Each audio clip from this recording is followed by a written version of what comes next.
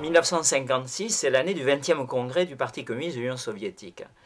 En principe, ça aurait dû être quelque chose comme un non-événement pour l'histoire.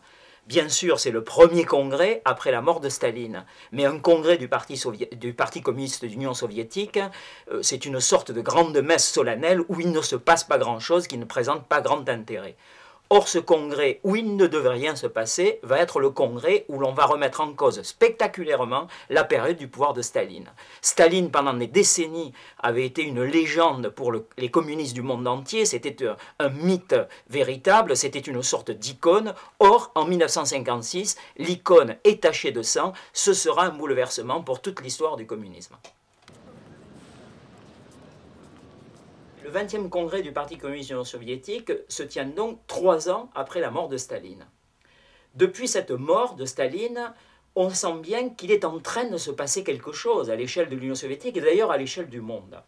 En gros, depuis que Staline est mort, le monde s'engage timidement, mais s'engage dans quelque chose qui s'apparente à de la détente après des années de guerre froide. Et en Union soviétique même, on sent bien depuis 3 ans qu'il est en train de se passer quelque chose. À la veille de la mort de Staline, il semblait que l'Union soviétique, une fois de plus, allait s'engager dans une grande phase de tension. On sentait venir à nouveau les grandes purges, comme on avait dit dans les années 30, la vague des grands procès. Il semblait que l'Union soviétique allait se préparer à quelque chose comme un nouveau drame, comme elle en avait connu dans les années 30. Or, quelques semaines après la mort de Staline, on se rend compte que c'est une évolution totalement inverse qui se produit. Quelque temps après que soit mort celui qu'on appelait, selon les cas, le chef génial ou le petit père des peuples, on commence à annoncer dans la presse soviétique qu'il y avait eu des procès truqués. On commence à annoncer des réhabilitations et on commence à se rendre compte que l'on ouvre les camps de prisonniers, ce que l'on finira par appeler dans les années suivantes le goulag. Donc, il est en train de se passer quelque chose. Pourquoi se passe-t-il quelque chose? Manifestement, parce que l'Union soviétique, d'une certaine manière, n'en peut plus. Pendant des décennies, elle a subi la tension extrême, tout à la fois d'un volontarisme économique et social terrible, c'est-à-dire on a demandé énormément aux soviétiques pour rattraper le retard qui avait été pris jusqu'alors, et par ailleurs, elle avait subi évidemment des années de répression politique, de dictature politique et policière impitoyable. Donc la société soviétique n'en pouvait plus. Au fond, le volontarisme exacerbé qui avait été celui du stalinisme dans les années 30 avait sans doute permis un certain rattrapage de l'Union soviétique sur le terrain, en particulier industriel, l'industrie lourde tout particulièrement, mais au prix d'une tension extraordinaire. Et dans les années 50, au début des années 50, ce qui avait au fond fonctionné dans la période 1930-1950 ne fonctionne plus du point de vue économique et ça n'est plus possible du point de vue politique et moral. Et donc, les soviétiques, au fond, de plus en plus renaclent. Il y a de plus en plus de mouvements de mauvaise humeur, il y a des petites manifestations, des grèves. Tout ça, ça remonte évidemment au Kremlin. Et les dirigeants savent qu'en bas, on est dans une situation qui est une situation qui risque de devenir invivable. Et en tout cas, il y a un dirigeant qui est conscient de cette impossibilité de continuer comme avant. Ce dirigeant, c'est Nikita Khrouchtchev. Nikita Khrouchtchev, c'est un homme de l'appareil. C'est un homme de l'appareil soviétique, c'est un homme qui est arrivé au pouvoir avec ce qu'on avait appelé la génération de fer dans les années 30, c'est-à-dire cette génération de jeunes responsables communistes qui prennent la place dans les années 30 des vieux bolcheviks, des compagnons de Lénine, éliminés impitoyablement par Staline. Khrouchtchev fait partie de ces gens, c'est-à-dire des gens d'origine modeste qui accèdent aux responsabilités du pouvoir à partir des années 30. Et des années 30 jusqu'à la mort de Staline, Khrouchtchev est un stalinien pur sucre. Il accepte tout, apparemment sans état d'âme jusqu'au bout, c'est-à-dire jusqu'à la mort de Staline lui-même. Mais à partir de 1953, ce Nikita Khrouchtchev, peu à peu, impose son pouvoir. Il se débarrasse peu à peu de ses principaux rivaux. Le premier à être éliminé, c'est Léon Beria, qui était le chef de la police politique, c'est-à-dire le principal responsable de la terreur qui s'était abattue sur l'Union soviétique à partir notamment de la fin des années 20. Beria est éliminé, alors lui est éliminé de manière brutale, il est purement et simplement arrêté par des généraux soviétiques en pleine séance du bureau politique, et quelque temps plus tard, il est jugé à huis clos et exécuté de façon sommaire, donc de manière absolument brutale. Donc Beria est éliminé quelques semaines, quelques mois après la mort de Staline. Et Khrouchtchev se débarrasse aussi dans la foulée, quelque temps après, du technocrate Malenkov, qui était en quelque sorte celui qui était présenté en même temps que Khrouchtchev comme un successeur possible. Il s'en débarrasse dès 1954, mais là, j'allais dire, pour la première fois, il s'en débarrasse de manière soft, c'est-à-dire Malenkov est écarté, on lui donne des responsabilités dans tout simplement le petit appareil, dans une entreprise, donc il est éliminé, mais cette fois sans élimination physique. En tout état de cause, à la fin de 1953, Khrouchtchev est le patron, il est le secrétaire général du Parti communiste de l'Union soviétique, il est le numéro 1. Khrouchtchev, lui, il est persuadé que, que les choses, encore une fois, ne peuvent pas aller comme avant. Évidemment, tout simplement parce qu'il se rend compte qu'une fois qu'on a commencé à libéraliser, comme on dit, il faut continuer. C'est-à-dire, à partir du moment où on commence à ouvrir les camps, à partir du moment où commencent les réhabilitations, commencent à affluer au Kremlin les demandes de révision des procès, les demandes de réhabilitation. C'est même tellement important que la direction soviétique est obligée de constituer une commission spéciale pour examiner les affaires juridiques qui se sont égrenées entre 1930 et 1950. C'est une commission donc technique qui est présidée par un historien qui s'appelle Pospielov, qui lui aussi était un vieux stalinien, un intellectuel stalinien, et qui préside cette commission et qui accumule des faits.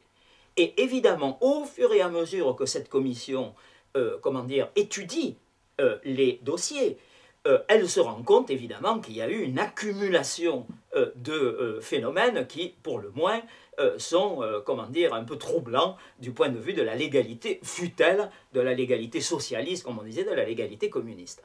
Et donc cette accumulation fait à un moment donné que Khrouchtchev est persuadé en 1956 que l'on ne va pas pouvoir continuer cette espèce de petite révision en douceur, sans trop de bruit.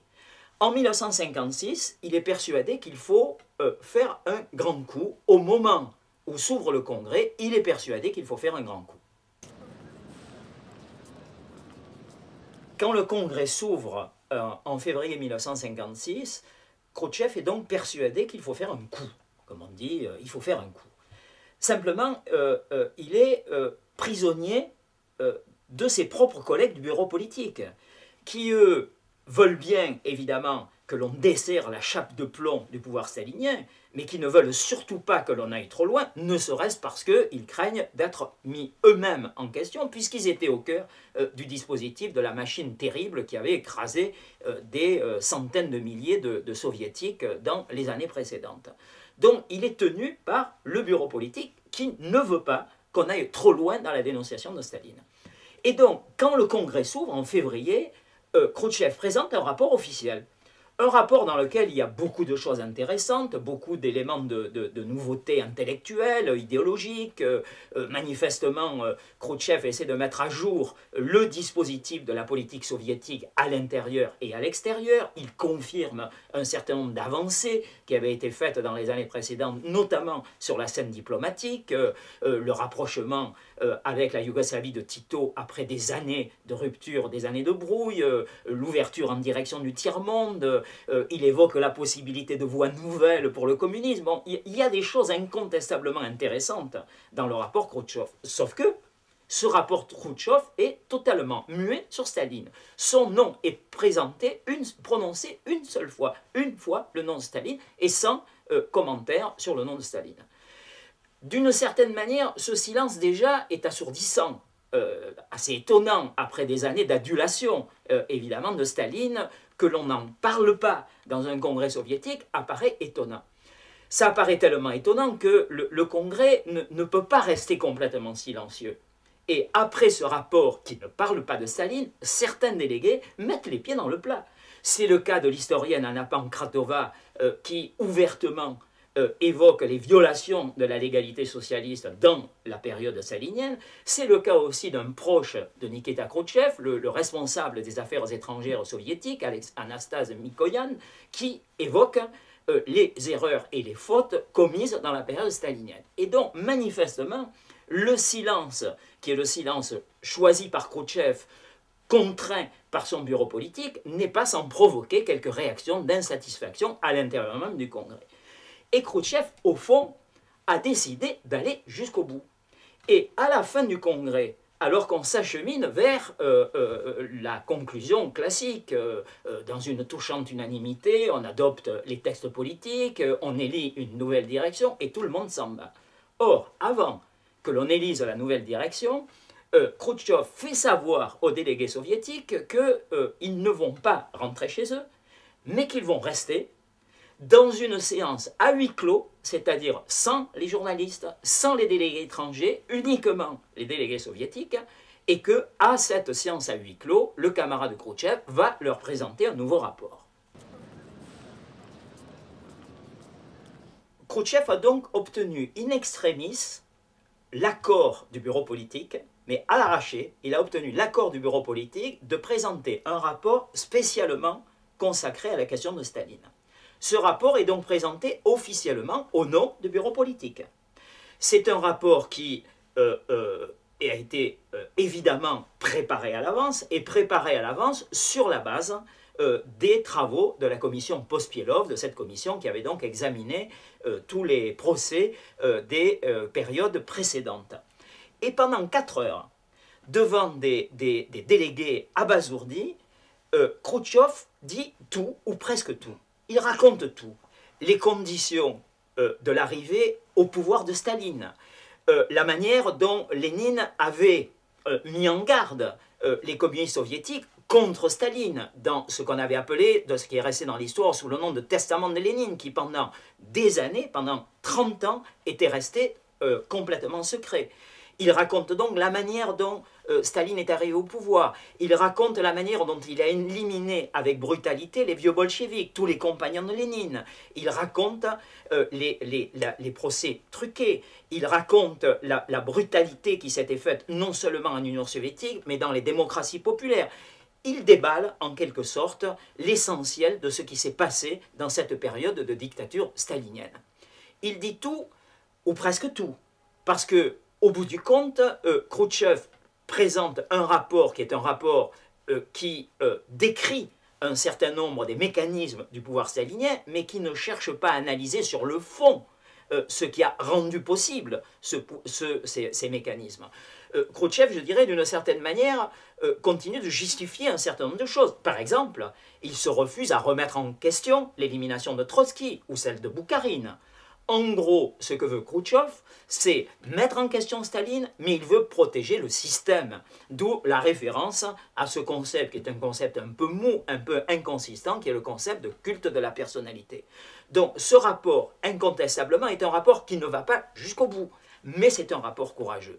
Parce que pour la première fois, un dirigeant soviétique dit clairement, sans phare, avec quasiment une extrême brutalité, ce qui s'est passé entre 1924 et 1953, la mort de Staline. Et de ce fait, ce rapport, évidemment, provoque un choc extraordinaire. Un choc extraordinaire, mais même si ce rapport présenté devant les délégués soviétiques ne sera en fait jamais publié. Et c'est ça qui est un peu extraordinaire dans cette histoire-là. Khrouchtchev réussit à arracher de ses collègues du bureau politique le droit de présenter son rapport secret, mais ce rapport secret ne sera jamais publié. Tout simplement parce que ses collègues du bureau politique ne veulent pas que ce rapport soit rendu public. Dès le lendemain du congrès, le bureau politique discute évidemment de la manière dont ce congrès va être porté à la connaissance des communistes soviétiques. Et là a lieu le premier compromis. Le premier compromis que doit accepter Khrouchtchev, c'est le suivant, c'est on va lire aux communistes soviétiques, voire même dans certains cas à la population soviétique, on va lire son rapport. Mais ce rapport ne sera jamais officiellement publié. Ce qui fait qu'il restera dans l'histoire sous le nom de rapport secret. Secret de Polichinelle, certes, mais secret quand même. D'autant plus que Khrouchtchev, dans cette même année, après avoir fait son coup d'éclat du 20e congrès, va être obligé jusqu'à la fin de l'année de manœuvrer en recul. Et par exemple, le 30 juin, la direction du Parti communiste de l'Union soviétique publie un texte qui porte sur ce qu'on appelle timidement, pudiquement, le culte de la personnalité, un texte dans lequel on évoque tout à la fois les fautes et les mérites du camarade Staline. Ça signifie que Khrouchtchev a réussi son coup en février au Congrès, mais il est obligé l'été de 1956 de faire marche arrière. Il est obligé de faire marche arrière et ce sera simplement quelques années plus tard, quand il aura éliminé la vieille garde stalinienne, et notamment en particulier les gens comme Molotov et Voroshilov, qui étaient les piliers, j'allais dire, du pouvoir stalinien, c'est quand il aura éliminé la vieille garde stalinienne, au début des années 60, au 21e congrès en 1961, que publiquement, il pourra dire en gros ce qu'il avait dit dans le rapport secret, et cette fois, j'allais dire, dans la séance publique du prochain congrès soviétique. Mais jusqu'en 1956, jusqu'en 1961, Khrouchtchev est obligé d'accepter de manœuvrer un petit peu en recul. Ce qui fait que ce rapport va circuler en Union soviétique, les communistes de l'Union soviétique vont entendre le rapport qu'a présenté Khrouchtchev devant les délégués du 20e congrès, mais officiellement, ce rapport ne recevra jamais l'onction de l'imprimerie, il ne sera jamais imprimé et il ne sera jamais diffusé officiellement. Il faudra attendre en fait la chute du régime soviétique pour qu'on puisse exhumer le contenu original du rapport présenté par Khrouchtchev. Le rapport donc que prononce Khrouchtchev sur Staline n'a donc pas été publié officiellement, et donc à l'extérieur on n'a pas de connaissance directe du rapport présenté à huis clos aux communistes de l'Union soviétique. Simplement, on finit par savoir quelque chose. D'abord parce que quand des millions de soviétiques discutent de quelque chose, on ne peut pas le savoir. La presse en rend compte. La presse occidentale et même la presse communiste explique un peu partout dans le monde que les soviétiques discutent d'un rapport présenté par le camarade Khrouchtchev, dont on sait bien que ça n'est pas le rapport officiel, mais un rapport complémentaire. Donc on sait que effectivement, il s'est passé quelque chose au congrès du Parti soviétique. On le sait d'autant plus que si la séance est passée à huis clos, il y a quand même des gens qui ont été mis au courant. Parce que Khrouchtchev a décidé tout à la fois d'accepter, évidemment, le principe de la séance à huis clos, mais Khrouchtchev a obtenu de faire connaître à un certain nombre de responsables communistes qui étaient présents à Moscou à l'occasion du congrès, des responsables communistes étrangers, à certains d'entre eux, il a obtenu de leur faire connaître le contenu de son rapport. Et c'est ainsi, par exemple, que dans la nuit même où Khrouchtchev présente son rapport, par exemple, on sait que les délégués français présents à Moscou, il y avait Maurice Thorez, il y avait Jacques Duclos, il y avait Georges Cognot qui savait le russe, il y avait Pierre Doise qui était là, dans leur chambre d'hôtel, un officiel soviétique leur apporte une enveloppe scellée avec, à l'intérieur, en russe, le rapport que Khrouchtchev est en train de lire aux délégués du Parti soviétique. On leur communique dans des conditions un peu mystérieuses, quasiment rocambolesques. On leur dit vous avez une nuit pour le lire, vous nous rendez le rapport le lendemain, vous ne prenez pas de notes et vous n'en parlez pas. De fait, eux vont tenir en quelque sorte la promesse, ils ne vont pas en parler, sauf que le rapport circule. Il circule en Union soviétique, il y a des copies qui circulent. Et puis il circule aussi dans les démocraties populaires. Et il se trouve que les Américains, la CIA en l'occurrence, ça fait un peu histoire d'espionnage, mais nous sommes encore en période de guerre froide, la CIA obtient en Pologne une ou plusieurs copies du rapport secret, qui va être publié d'abord dans la presse américaine, c'est le New York Times qui le publie au début juin, et puis ça va être publié un peu partout, traduit un peu partout dans le monde entier. Le Monde publie par exemple le rapport Khrouchtchev quelques jours, 2 jours après sa parution dans le New York Times. Et donc, petit à petit, on va savoir dans le monde le contenu de ce rapport dit secret, qui en réalité, encore une fois, s'avère être un secret de polichinelle, puisqu'en tout cas, au mois de juin, on sait exactement dans le monde ce qu'a dit Nikita Khrouchtchev. Officiellement, il y a très peu de partis communistes qui sont informés. Il y en a une poignée, les partis communistes évidemment au pouvoir dans les démocraties populaires, les Chinois, le Parti communiste français, le Parti communiste italien, dans les conditions que j'ai décrites tout à l'heure, mais encore une fois, officiellement, pas grand monde n'est au courant de la teneur exacte du rapport secret. Mais évidemment, très vite, les bruits circulent, ça circule un peu comme une traînée de poudre. On sait qu'à Moscou, au XXe congrès, la question de Staline est venue sur le tapis et qu'on a remis en cause de manière spectaculaire, de manière même brutale à certains égards, la manière dont Staline avait géré l'Union soviétique entre 1924 et 1953.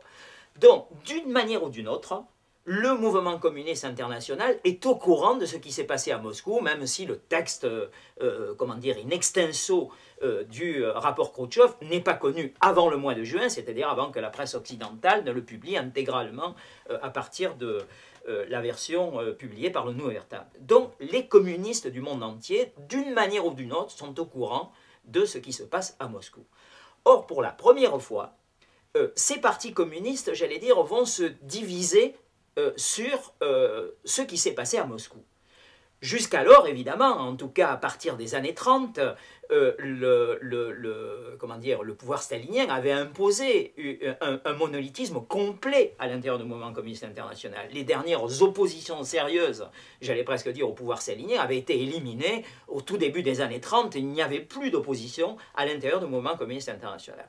Or, en 1956, pour la première fois, ce mouvement communiste qui s'était montré complètement homogène, voire monolithique, des années 30 jusqu'à 1953, va commencer à se fissurer. Sauf qu'en 1956, il y a une dominante. La dominante, c'est à l'incertitude. En gros, les partis communistes, en grande majorité, manifestement ne sont pas prêts à accepter ce que Khrouchtchev est en train de dire. Et ils ne sont pas prêts à l'accepter, peut-être pour une part, parce qu'ils sont au courant que le pouvoir de Khrouchtchev reste fragile, qu'à l'intérieur de la direction du Parti soviétique, tout le monde n'est pas d'accord sur l'opportunité de la remise en cause du pouvoir stalinien. Et puis surtout, ils ne sont pas d'accord parce que Staline avait été pendant une trop longue période une sorte de personnification, d'incarnation de ce qu'était le communisme, pour que les communistes du monde entier puissent accepter aussi facilement une remise en cause et de manière évidemment aussi brutale. On ne passe pas si facilement de la légende dorée à la vérité, surtout quand on passe de la légende dorée à la légende noire qui, au fond, est celle de la dictature stalinienne, de la tragédie stalinienne.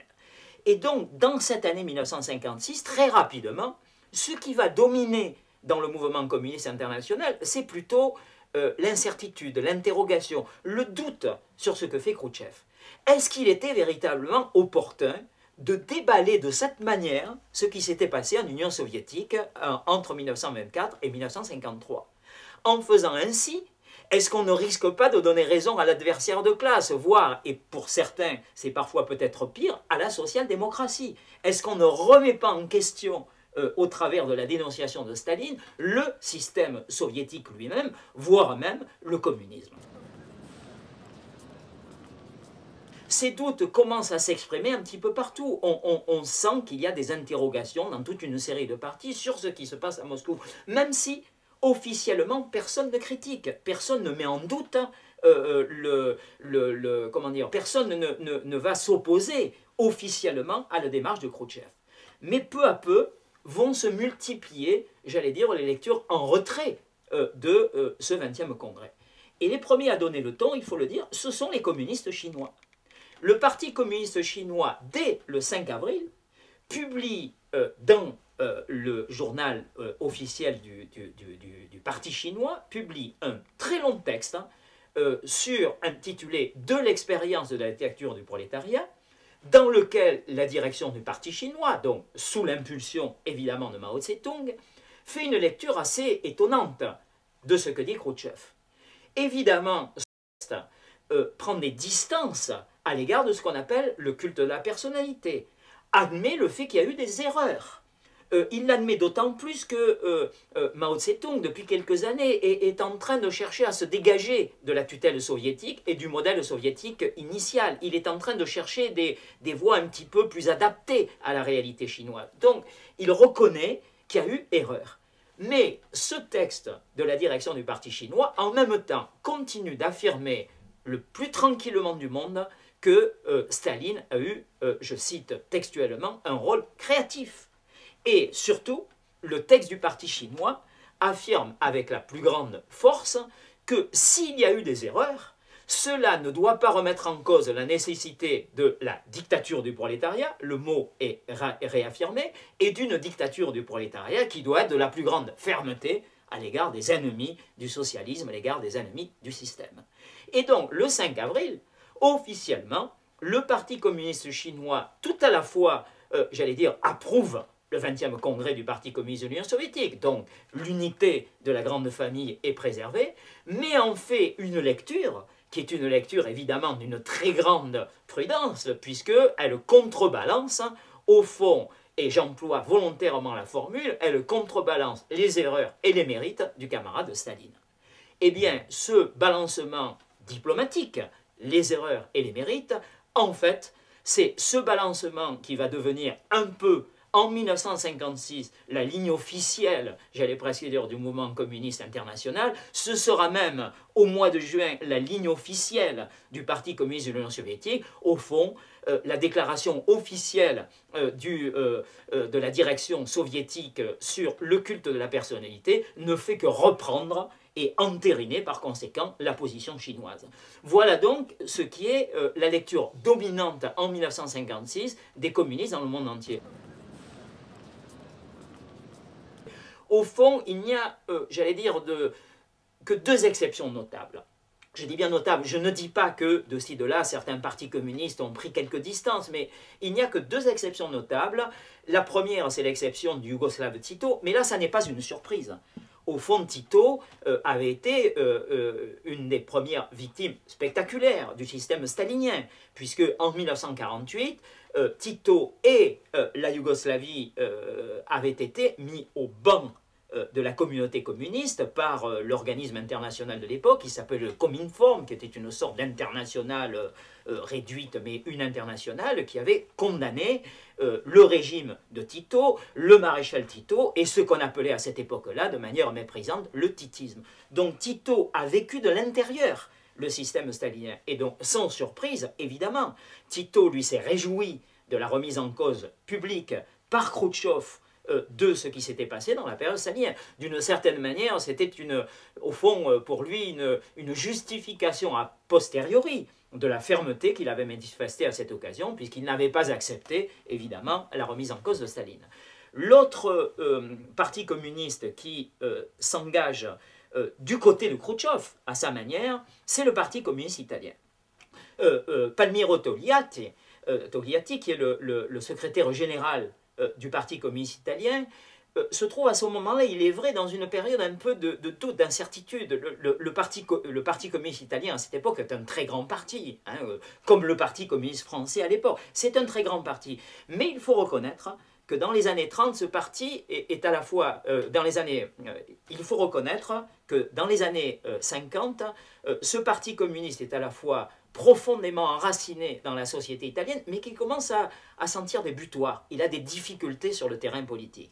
Et donc le Parti communiste italien est un parti à la fois, par certains côtés, sûr de lui-même, et en même temps prêt à un certain doute. Et Togliatti, en 1956, lui, a une attitude qui est une attitude intéressante à noter. Dans un premier temps, il fait comme tout le monde. Il n'entend pas, mais il prend connaissance du rapport secret. Comme Thorez, dans un premier temps, il ne dit rien. C'est-à-dire, quand il rentre à Rome, comme le fera son homologue français, il ne dit pas à la direction italienne qu'il a eu connaissance du rapport secret. Sauf que, dans le cas du parti italien, il y a à l'intérieur de la direction du Parti communiste italien, très rapidement, des discussions qui s'engagent, des responsables qui posent des questions. Si bien que Togliatti se rend compte à un moment donné que la position du silence n'est plus possible. Et donc il commence à parler. Et il commence à parler dans un sens qui est un sens évidemment favorable à la remise en cause formulée par Khrouchtchev de Staline. Et donc il commence à s'engager du côté de Khrouchtchev. Et il va s'engager d'autant plus activement que quand, au mois de juin, le rapport devient public en Occident, Togliatti à ce moment-là considère qu'il n'est pas possible de rester immobile.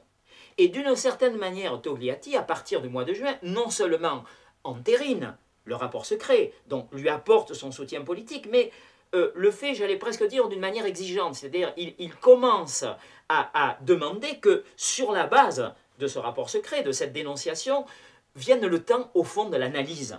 C'est-à-dire qu'il est un supporter de Khrouchtchev, mais on va dire que c'est un supporter exigeant. C'est-à-dire, il dit, il faut aller dans cette direction, mais il faut ajouter aux révélations de Khrouchtchev une analyse du système, une analyse communiste, il dit une analyse marxiste, pour aller jusqu'au bout.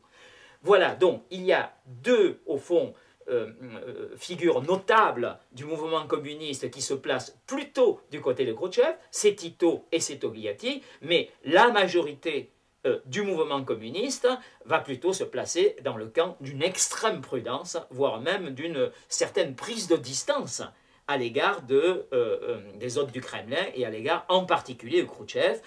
Les deux personnages, j'allais dire, qui vont incarner au fond ce camp du refus en 1956 seront donc Mao Tse-tung d'un côté et ce sera aussi Maurice Thorez en France.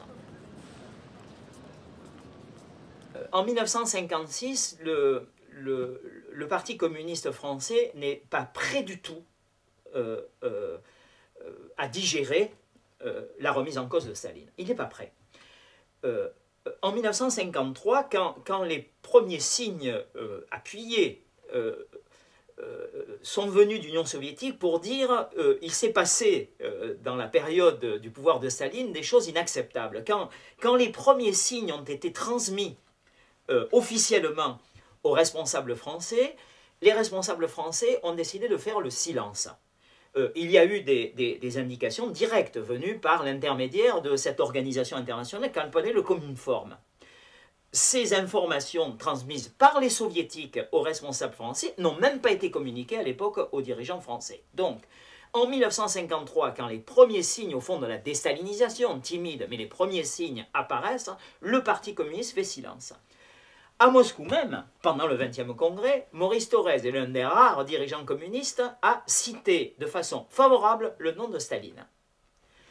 Quelque temps après le 20e congrès, quand la délégation est rentrée de Moscou, au début mars, le 7 mars si mes souvenirs sont bons, une grande réunion publique est organisée à Paris, à la salle Wagram. À la salle Wagram, c'est là que se faisaient souvent les grandes réunions. Et dans cette réunion qui rassemble des centaines de communistes parisiens pour parler du 20e congrès, Jacques Duclos, qui était à Moscou, qui avait par conséquent eu connaissance du rapport secret dans la fameuse nuit spectaculaire de la dernière nuit du congrès soviétique, Jacques Duclos, purement et simplement, fait ovationner par les communistes rassemblés dans cette salle le nom de Staline. Il fait se lever la salle comme ce vieux dirigeant qui savait remuer les foules avait l'habitude de le faire. Et donc, au début mars, il est clair que la direction, le noyau dirigeant français qui a eu connaissance du rapport secret de Khrouchtchev, a décidé de ne pas tenir compte de ce rapport. Fort opportunément, Thorez, lors de la première réunion du comité central qui suit le 20e congrès, cette réunion se tient, si mes souvenirs sont bons, le 22 mars, Thorez n'est pas là. Évidemment, absence opportune, ça lui permet d'éviter éventuellement de devoir répondre à des questions indiscrètes sur ce qui se passait à Moscou. Thorez, à ce moment-là, est dans une situation qui est une situation un petit peu d'attente en même temps. Thorez est plutôt, comment dire, a été pris complètement à contre-pied par le rapport Khrouchtchev. C'est un, comment dire, ce rapport l'a manifestement troublé, l'a ému, et il ne le comprend pas. Spontanément, il est plutôt porté à la critique.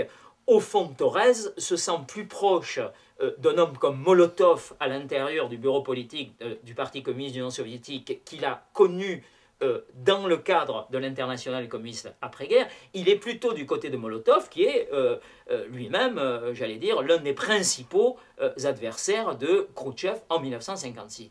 Donc Thorez est plutôt spontanément sur le terrain de la méfiance. Mais en même temps, il hésite incontestablement pendant quelque temps. Il hésite pendant quelque temps, il réagit donc plutôt par le silence. Quand commencent à se multiplier les questions à l'intérieur de l'organisation, à l'intérieur du comité central, dans un premier temps, il décide de ne rien dire. Mais il réfléchit. Il va réfléchir, il va même voir son vieux camarade Togliatti à Rome, à Pâques, pour discuter avec lui de la situation et de ce qu'il convient de faire. Mais quand il revient, en tout cas, à Pâques, il a choisi. Et il a choisi, évidemment, de se mettre plutôt du côté de ceux qui vont avoir du 20e congrès, en tout cas du rapport secret, pour le moins une lecture extrêmement distanciée. Le 9 mai 1956, devant le comité central, c'est la séance, la réunion qui suit donc celle du 22 mars, la Thorez est présent. Et non seulement il est présent, mais il décide de parler. Et il parle, effectivement, non seulement évidemment de la partie officielle du 20e congrès, mais il parle du rapport secret. Et devant les membres du comité central, il raconte ce qui s'est passé cette fameuse nuit où Khrouchtchev a déballé en quelque sorte ce qui s'était passé dans la période stalinienne. Et donc il raconte, nous avons eu le rapport, on nous a demandé de le lire en une nuit, on nous a demandé de ne pas prendre des notes, etc. Et après avoir raconté en quelque sorte les circonstances dans lesquelles la délégation a eu connaissance du rapport secret, il rajoute quelque chose qui là est déjà, j'allais dire, du transvestissement de la réalité pour le moins, puisqu'il explique je ne comprends pas, dans ce rapport que nous avons lu, il y avait à la fois les mérites et les fautes du camarade Staline, et là je ne comprends pas que l'on ne retienne que les fautes et qu'on ne parle plus des mérites, à quoi bon déverser cette boue, pourquoi cette fange, bref, il énonce de façon franche ses réticences à l'égard du rapport secret de Nikita Khrouchtchev, et sans que les choses soient dites, au fond, il demande le silence à ses camarades du comité central, sans que les choses soient dites. Et je dis entre parenthèses que, de façon extraordinaire, ce silence sera parfaitement, j'allais dire, la consigne du silence sera parfaitement respectée. Aucun des membres du comité central présents dans la salle ne racontera jamais, avant les années 80, que Thorez leur a parlé du rapport secret. Ce qui fait que, quand le rapport paraît dans la presse, au début juin, le Parti communiste français est campé dans son attitude. Ce rapport, il n'en reconnaît pas l'authenticité, alors que la délégation a eu connaissance de ce rapport, on va parler dans la presse communiste, et ça deviendra la formule officielle, du rapport attribué au camarade Khrouchtchev. Donc, au mois de juin, le Parti communiste français ne veut pas reconnaître l'authenticité du rapport secret publié par le New York Times et par Le Monde, et s'en tiendra à cette ligne d'ignorance. Dans le même moment, la direction officiellement demande des explications à la direction soviétique, demande à avoir connaissance du fameux rapport secret, et en fait va à Moscou et reviendra de Moscou, la délégation envoyée par le Parti communiste français reviendra de Moscou avec la déclaration du 30 juin 1956, la déclaration soviétique, qui effectivement, pour les raisons que j'ai expliquées tout à l'heure, ce compromis accepté de force par Khrouchtchev, une déclaration qui évoque à la fois les mérites et les fautes de Staline. Le Parti communiste français est au fond satisfait, Thorez est satisfait, il a enfin sa formule équilibrée, les mérites et les fautes, la position qui est en fait au départ la position chinoise, qui est aussi la position du Parti communiste français, devient la position officielle du mouvement. Le parti est d'une certaine manière rassuré. Je dois dire que cette position, qui est la position de Thorez, j'ai parlé de Thorez, Thorez qui est un homme qui avait été d'une extraordinaire créativité politique entre 1934 et 1947, Thorez en 1956, au fond, se referme. Et ce refermement qu'exprime Thorez, c'est Thorez qui porte cette attitude, j'allais dire, distanciée à l'égard du rapport secret, mais force est de constater que Thorez a l'assentiment du groupe dirigeant. Comme si, d'une certaine manière, le groupe dirigeant était rassuré par le fait qu'il n'était pas effectivement nécessaire de déverser tant de boue sur la période qui était la période stalinienne. La position officielle de la direction du parti français provoque à l'intérieur du parti des troubles. Certains dirigeants émettent des doutes. Par exemple, à l'intérieur du comité central, le journaliste Pierre Courtade demande des explications, ouvertement affiche sa sympathie à l'égard de l'analyse Khrouchtchev, demande de la direction du parti français plus de clarté et plus d'engagement sur cette ligne qui avait été esquissée par Nikita Khrouchtchev. Donc, il y a effectivement des responsables qui posent des questions. Dans le parti, il y a des interrogations qui se manifestent, notamment dans la frange intellectuelle. Je dirais que ces interrogations qui diffusent à l'intérieur de l'organisation, au bout du compte, vont se trouver être relativement minoritaires. C'est-à-dire, il y a des franges du parti qui s'interrogent en 1956, mais on peut dire qu'en 1956, le parti dans sa masse, finalement, n'est pas, comment dire, bouleversé pleinement par ce qui s'est passé à Moscou. Ce parti, en 1956, d'une certaine manière, on a un peu l'impression qu'il n'a pas très envie, au fond, de regarder la réalité soviétique en face. Il n'en a pas très envie, il n'en éprouve pas le besoin, et au bout du compte, il préfère être rassuré. Et je dirais que d'une certaine manière, tout ce qui se passe à Moscou et dans le mouvement communiste n'a pas, en 1956, des conséquences extrêmement grandes à l'intérieur du Parti communiste français. Je pourrais rajouter que, d'une certaine manière, ce qui va se passer à l'automne, c'est-à-dire la crise polonaise et la tragédie hongroise, vont plutôt fonctionner en sens inverse. Sans doute, une fraction de l'intelligentsia communiste en particulier va amorcer à ce moment-là, j'allais dire, l'éloignement qui vont installer peu à peu une fracture entre cette intelligentsia et le communisme. Des hommes comme Roger Vaillant, des intellectuels même comme Picasso, Henri Vallon, etc., se posent des questions, émettent des doutes, amorcent encore une fois un processus qui va aller jusqu'à la rupture. Mais d'une certaine manière, le drame de l'automne 1956, dont on va parler, notamment la tragédie hongroise, fonctionne plutôt à rebours. C'est-à-dire, c'est donc d'une certaine manière la preuve que l'initiative de Khrouchtchev était peut-être inopportune. Parce que si l'on commence à ouvrir le dossier, est-ce que ce qui ne va pas être remis en cause, est-ce que ça ne va pas être le système lui-même, et puis plus loin, le communisme lui-même?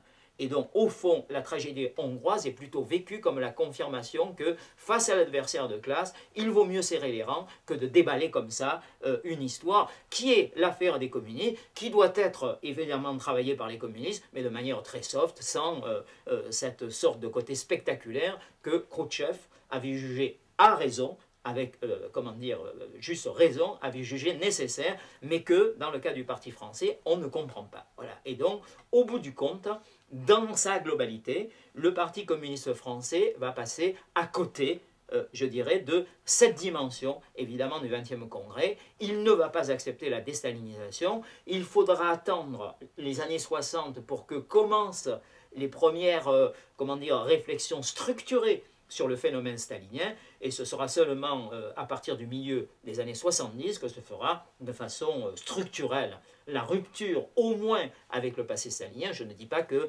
les conséquences politiques en seront toutes tirées, mais en tout cas, c'est seulement dans les années, au milieu des années 1970, par exemple, que le Parti communiste acceptera la notion même de stalinisme qu'il refusait jusqu'alors. Il préférait parler des erreurs ou des crimes de la période stalinienne, de culte de la personnalité, mais pendant longtemps, le Parti communiste n'a pas voulu considérer qu'il y avait effectivement un stalinisme, c'est-à-dire un système cohérent de gestion politique et sociale associé au nom de Staline. Ça, c'est seulement le milieu des années 70.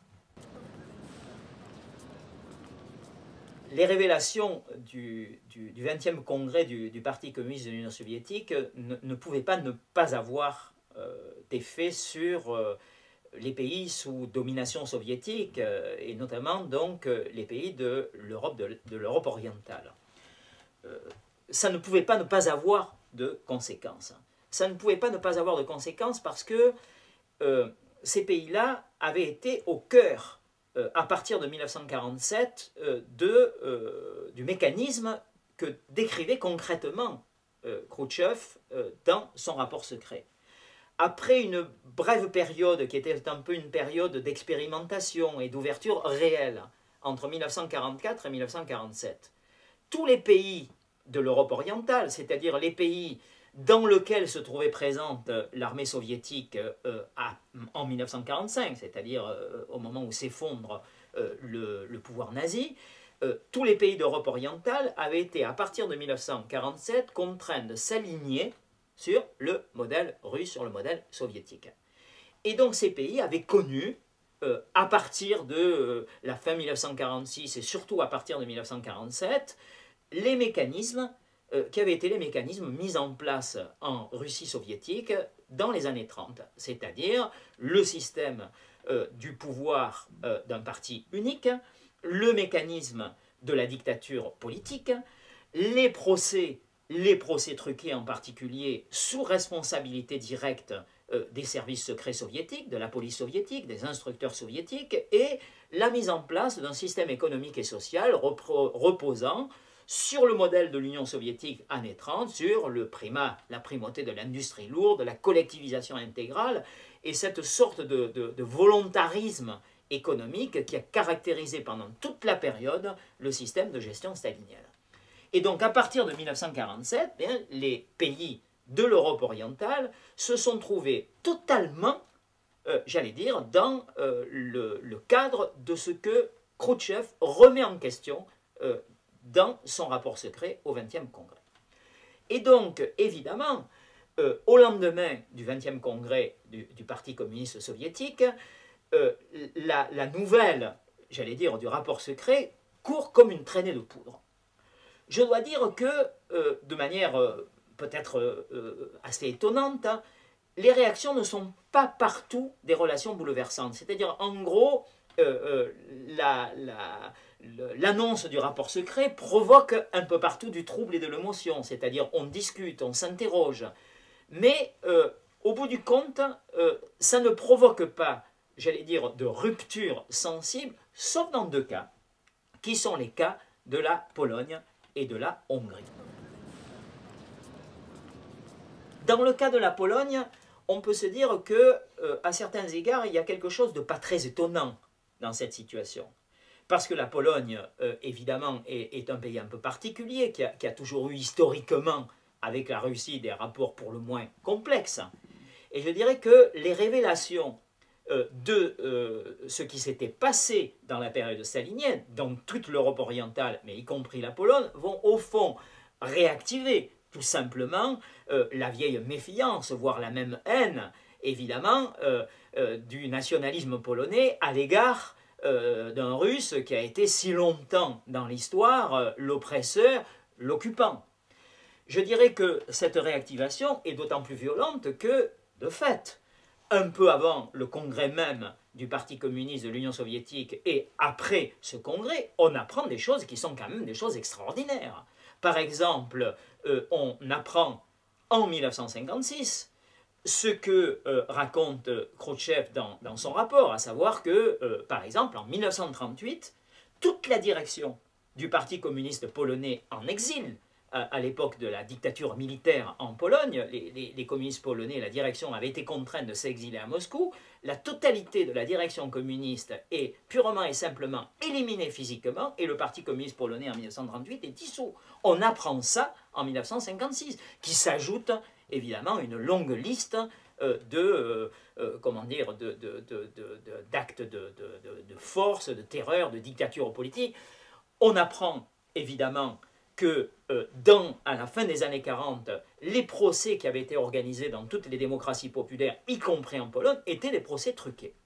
Et bien sûr, l'annonce de tout cela provoque, là en Pologne, une intense émotion.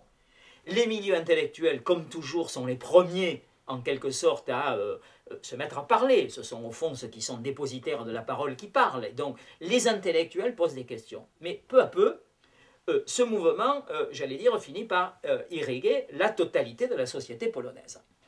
Et ça va provoquer, j'allais dire, un trouble d'autant plus grand qu'il y a un peu du mouvement à la tête du Parti communiste polonais. Parce qu'il se trouve que le hasard, pour le coup, fait que quelques jours à peine après le 20e congrès du Parti communiste polonais, du Parti communiste de l'Union soviétique, quelques jours à peine après le 20e congrès du Parti communiste de l'Union soviétique, le dirigeant polonais stalinien de l'époque, celui qui a exercé le pouvoir de manière continue entre 1947 et 1956, Bolesław Bierut meurt.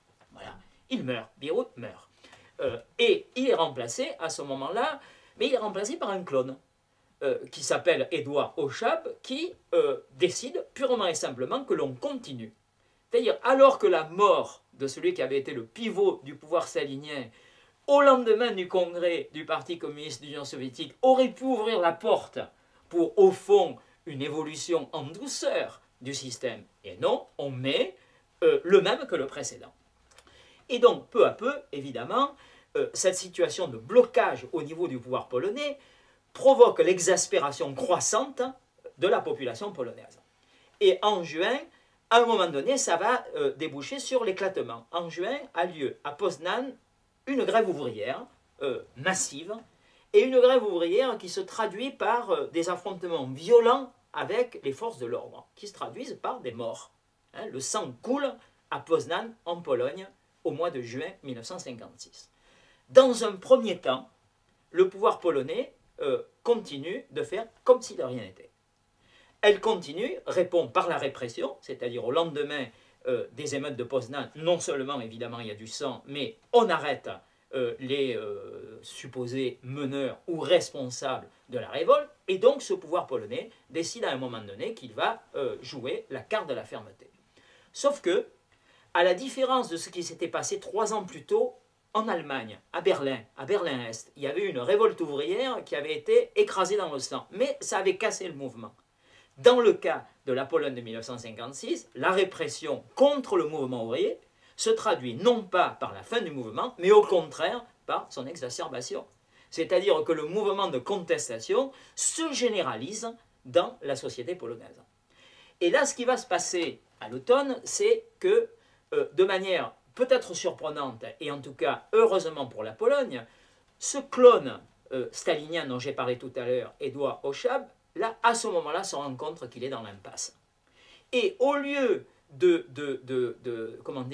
continuer dans la logique qu'il avait choisie à l'été, il décide de faire volte-face. Alors, il est vrai que, entre-temps, la situation non seulement s'était aggravée sur le plan intérieur, mais s'était aggravée, j'allais dire, sur le plan extérieur. Parce que les soviétiques, constatant à un moment donné que le pouvoir était en train de perdre la main, commencent à masser des troupes aux frontières de la Pologne et à l'intérieur même de la Pologne, puisqu'il y a des troupes soviétiques en Pologne. Il faut dire même qu'à l'époque, l'armée polonaise était dirigée par un maréchal soviétique, le maréchal Rokossowski, ce qui était extraordinaire. C'est un soviétique qui dirigeait l'armée polonaise, ce qui, évidemment, pour un Polonais, est quelque chose déjà en soi d'inacceptable. Bref, les soviétiques, à ce moment-là, sont prêts à intervenir, parce qu'ils ne veulent pas que la Pologne échappe évidemment à l'emprise du camp socialiste, comme on dit à l'époque, à l'emprise donc du système des démocraties populaires. Et donc, à ce moment-là, fort heureusement, Ochab, au lieu de durcir sa position, décide de faire un geste. Le geste, c'est de passer le pouvoir à quelqu'un qui s'appelle Gomulka. Gomulka avait été le secrétaire général du Parti communiste polonais entre 1944 et 1949. Et il avait été un de ces dirigeants communistes qui, dans la grande période des procès staliniens de l'après-guerre, avait été mis à l'écart. Sauf que, heureusement pour lui, à la différence de ce qui s'était passé dans d'autres pays, en Bulgarie, en Tchécoslovaquie, en Hongrie, Gomulka réussit à sauver sa peau, c'est-à-dire il est mis en prison, il va rester en prison jusqu'en 1954, mais il ne sera pas condamné à mort. En 1954, donc, Gomulka est libéré. En 1956, on annonce au printemps qu'il est réintégré dans le parti, qu'il est réhabilité, réintégré dans le parti. Et c'est ce Gomulka, donc, qui avait été un dirigeant communiste d'après-guerre, mis à l'écart au plus noir de la période stalinienne, c'est ce Gomulka qu'Édouard Ochab, donc le stalinien pur sucre de la Pologne de l'époque, c'est lui qu'il va chercher pour le mettre au pouvoir. Et ça, j'allais dire, pour le coup, il faut savoir gré à Ochab d'avoir fait ce choix-là. Bon. Quoi qu'on puisse dire de ce personnage, c'est lui qui est allé chercher Gomulka. Et c'est Gomulka qui va, à partir de là, négocier avec les soviétiques en direct, avec Khrouchtchev, avec tous les plus hauts dignitaires du Politburo soviétique. Il va négocier et il obtient des soviétiques la possibilité de garder, lui, le contrôle de la situation. C'est-à-dire que là, Khrouchtchev décide qu'il faut calmer le jeu et il décide que les soviétiques n'interviendront pas en Pologne, ils laisseront à Gomulka le soin de régler lui-même la crise polonaise, ce que réussit à faire Gomulka qui, pendant une courte période, bénéficie d'une sorte d'état de grâce. Il apparaît un peu comme un héros national pendant quelques semaines en Pologne. C'est l'homme qui, à plusieurs reprises, a résisté. Il a été en prison quelques années plus tard. Il résiste aux soviétiques pendant quelques périodes. Donc, il a une sorte d'aura dans la population polonaise qui ne va pas durer très longtemps. Mais en 1956, en tout cas, il règle le problème. La crise polonaise se termine donc, après un moment d'exacerbation à l'été, se termine dans des conditions plutôt positives. Donc, Gomulka a les mains libres en Pologne. Ça ne va pas se passer malheureusement de la même manière en Hongrie. Il est vrai qu'en Hongrie, la situation est un petit peu différente. En Hongrie, en 1953, il se trouve qu'il y avait eu une première tentative de libéralisation, c'est-à-dire quelques temps après la mort de Staline, en Hongrie arrive au pouvoir un réformateur qui s'appelle Imre Nagy. Et Nagy, pendant 2 ans, essaie d'imposer ce qu'on appelle dans le langage de l'époque un nouveau cours, c'est-à-dire une politique plus souple, plus diversifiée sur le terrain économique et un relâchement du système de terreur policière, voire même de contrôle politique. Sauf que cette tentative a tourné court. En 1955, le vieux stalinien Rákosi, c'est-à-dire celui qui a dominé toute l'histoire de la Hongrie de l'après-guerre, qui était un vieux cominternien, enfin il avait fait partie de l'internationale communiste, le stalinien Rákosi reprend la main et met à l'écart Nagy. Nagy, bon, lui, dans cette phase-là, on est quand même, on n'est plus dans la période stalinienne, le cœur de la période stalinienne va échapper à la répression finale à ce moment-là, mais il est mis à l'écart. Et donc, Rákosi a repris le pouvoir en main. Et quand arrive le 20e congrès, Rákosi décide dans un premier temps qu'il ne faut pas bouger. Il décide que tout va continuer comme avant. Le problème, évidemment, c'est que ça ne va pas se passer véritablement comme Rákosi le pensait. À partir du moment où l'on annonce les résultats du 20e congrès, le rapport secret, la société hongroise, comme en Pologne, se met en ébullition. Et comme en Pologne, on assiste un peu au même phénomène. Dans un premier temps, ce sont les milieux intellectuels qui commencent à s'organiser, à s'agiter, qui constituent des associations. En particulier, l'une des associations les plus actives dans la capitale hongroise à Budapest, appelé le cercle Pétofi, du nom d'un des grands leaders historiques du nationalisme hongrois. Ça bouge du côté des intellectuels et ça bouge en profondeur dans la société hongroise. Et là, dans un premier temps, évidemment, ça se passe un peu comme en Pologne. C'est-à-dire que le pouvoir stalinien en place décide qu'il ne va pas bouger d'un poil. Sauf que le mouvement est tellement fort en Hongrie comme en Pologne qu'au mois de juillet, Rákosi est obligé à un moment donné lui-même de reconnaître qu'il a eu des responsabilités dans ce qui avait été dénoncé à Moscou par Khrouchtchev. Il doit reconnaître qu'il a eu des responsabilités et tout en voulant évidemment préserver le système, il sent qu'il faut faire quelque chose et il passe la main. Et là, même chose, j'allais presque dire qu'en Pologne, le principal responsable, au fond, passe la main et est remplacé à nouveau par un véritable clone. Sauf que, à la différence de ce qui se fait en Pologne, c'est-à-dire où le clone stalinien qui avait succédé, j'allais dire, au leader décédé, a eu l'intelligence de faire un geste d'ouverture. Dans le cas de la Hongrie, celui qui remplace Rákosi, qui s'appelle Gerő, lui décide qu'il ne bouge absolument pas, et de fait, il ne bougera pas pendant toute la période qui va suivre. Sauf qu'il y a un petit problème, hein, c'est qu'il en est des sociétés un petit peu comme des volcans. Quand il y a de la lave qui est en ébullition, on peut toujours mettre un bouchon, il peut toujours y avoir un bouchon qui empêche la lave de s'écouler. À un moment donné, ça finit toujours, d'une manière ou d'une autre, par éclater. Et c'est ce qui va se passer en Pologne. Alors, ce qui va se passer en octobre en Hongrie. Le déclencheur, ça a été, à un moment donné, un enterrement. Voilà. En octobre 1956, on assiste aux grandes funérailles officielles d'un dirigeant communiste hongrois qui s'appelait Rajk, comme paraît-il, il faut qu'on prononce ce nom, qui avait été l'une des victimes des procès staliniens d'après-guerre. Et en 1956, on annonce la réhabilitation donc, de Laszlo Rajk et on organise des funérailles nationales qui rassemblent des dizaines de milliers de personnes dans Budapest. Et au lendemain de ces funérailles, il y a une sorte d'accélération du mouvement. C'est-à-dire le mouvement de contestation qui jusqu'alors s'était placé sur le terrain au fond des discours, va prendre très vite une forme plus ouvertement politique et va déboucher en octobre sur une véritable émeute populaire dans les rues de Budapest. Et là, évidemment, le pouvoir se rend compte qu'il n'a plus du tout la main. Il a complètement perdu le contrôle de la situation.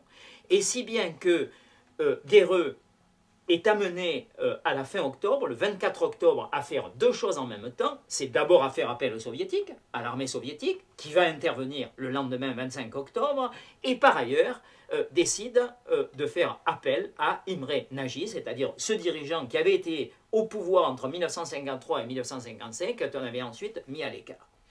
Sauf qu'évidemment, d'une certaine manière, il est trop tard. Donc, le 25 octobre, les troupes soviétiques interviennent à Budapest. Première intervention soviétique.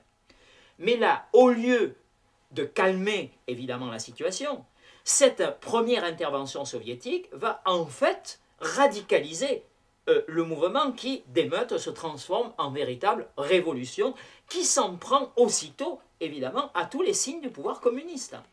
On détruit des images, des statues, les symboles du pouvoir communiste, on s'en prend aux permanences du Parti communiste et on s'en prend même directement, j'allais dire, aux agents notamment de la sécurité, c'est-à-dire aux agents à la police politique qui est violemment remise en cause et dans certains cas, il y a eu évidemment quelques massacres, j'allais dire, des principaux responsables de la répression, évidemment, des années 1950.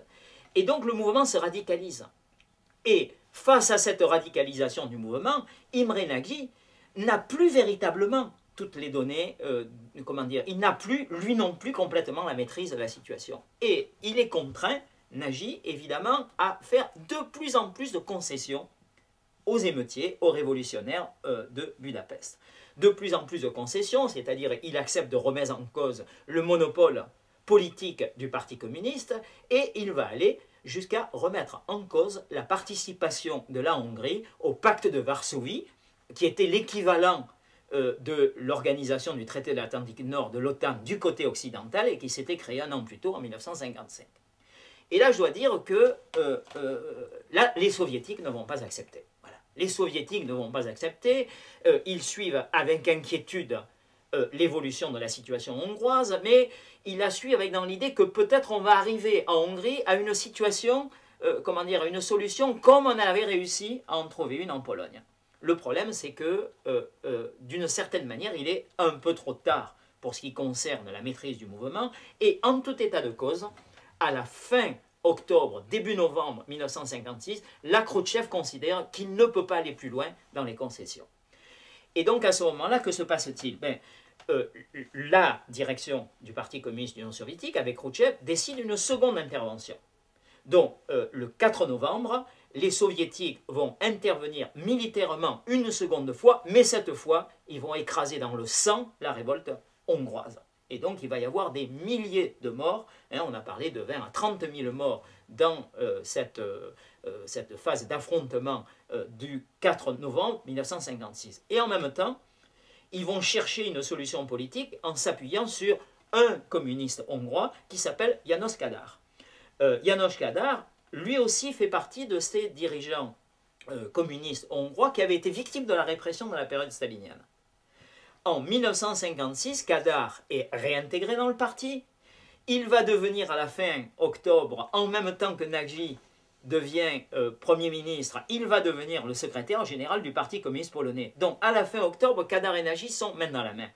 De fait, comment dire, ils sont conscients l'un et l'autre que ça ne peut plus continuer comme avant. Sauf que, alors que Nagy prend le parti de l'insurrection et va devenir d'une certaine manière le porte-parole du mouvement politique national hongrois, Kadar, lui, va s'affoler au début novembre. Il va se dire, à un moment donné, le système est en train de dépérir, et lui va faire un autre choix. Le 1er novembre, il disparaît. Pendant un jour ou deux, on ne sait pas ce qu'il est devenu. Mais on va savoir très vite ce qu'il est devenu. Il est parti à Moscou. Et à Moscou, il a discuté avec les soviétiques, et il revient au début novembre, en même temps, j'allais dire, que les chars soviétiques, et Kadar va devenir le numéro 1 de la Hongrie, j'allais dire épurée, nettoyée, de la Hongrie reprise en main par les soviétiques. Sans doute Kadar, comment dire, accepte-t-il à ce moment-là, lui considère qu'il n'y a pas d'autre voie, donc il choisit le côté soviétique. De façon paradoxale à certains égards, ce même Kadar qui arrive au pouvoir, on va dire, dans les fourgons de l'armée soviétique, va réussir dans les années 70, pendant quelque temps, à mettre en place une sorte de modèle presque alternatif, beaucoup plus ouvert, d'un communisme un peu différent du modèle soviétique. Mais en 1956, en tout état de cause, Kadar choisit le camp de l'Union soviétique. Quant au malheureux Nagy, ça va se terminer pour lui de façon tragique et inacceptable, d'un point de vue moral terrible. Nagy, le 4 novembre, va se réfugier dans l'ambassade yougoslave. Et il va rester réfugié dans l'ambassade yougoslave jusqu'à la fin novembre. Et à la fin novembre, il passe un accord avec les soviétiques qui lui promettent de le laisser quitter l'ambassade pour le laisser aller à l'étranger, à condition que, d'une certaine manière, il aide à, au fond, un peu pacifier la situation. Nagy fait confiance à ce moment-là aux soviétiques, il quitte donc l'ambassade yougoslave, et à la porte, il trouve des policiers soviétiques qui l'arrêtent, le transportent en Roumanie, et 2 ans plus tard, dans un procès secret, devant un tribunal soviétique, il sera purement et simplement condamné à mort et exécuté avec 4 autres de ses camarades responsables de l'automne 1956. Donc c'est une vilainie, évidemment, qui achève cette tragédie.